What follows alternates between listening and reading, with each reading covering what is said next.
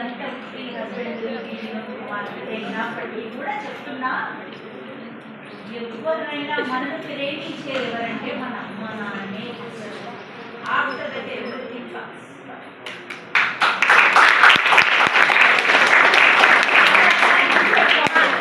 అమ్మా నాన్న మన గురించి అన్ని విధాలా అన్ని టైంలా మన గురించి ఆలోచించేవాళ్ళు వాళ్ళే ఫస్ట్ మనకు. ఆ తర్వాత నెక్స్ట్ ఎవరైనా అయ్యో అయ్యో ఇట్లా మీ అమ్మ నాన్న బాధిస్తలేదు తప్పు.